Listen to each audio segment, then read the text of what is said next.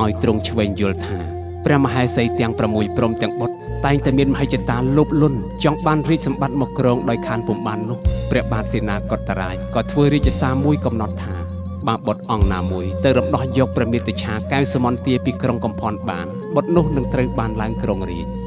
ប៉ុន្តែព្រះរាជសាររបស់ព្រះអង្គត្រូវបានក្លែងបន្លំជាថ្មីដោយព្រះមហេសីនិងបុត្រទាំងអស់បញ្ឆោតសង្ឃសិលជ័យឲ្យទៅជំនួសហើយពួកគេរងចាំតែទទួលយកផលតែប៉ុណ្ណោះ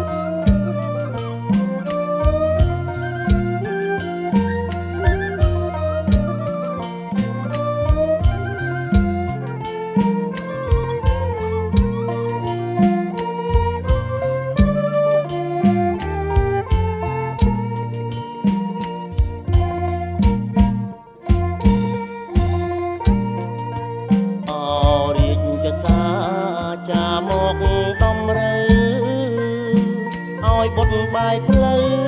ពីព្រះត្រានត្រើយ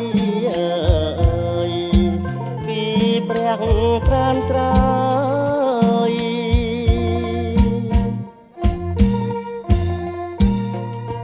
ចេញធ្វើសឹកនឹងក្រុងមាហើយព្រះមេអើយយកព្រះមាតុច្ឆាចូលសីមា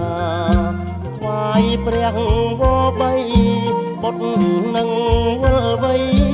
ជួបភ័ក្រអ្នកមេ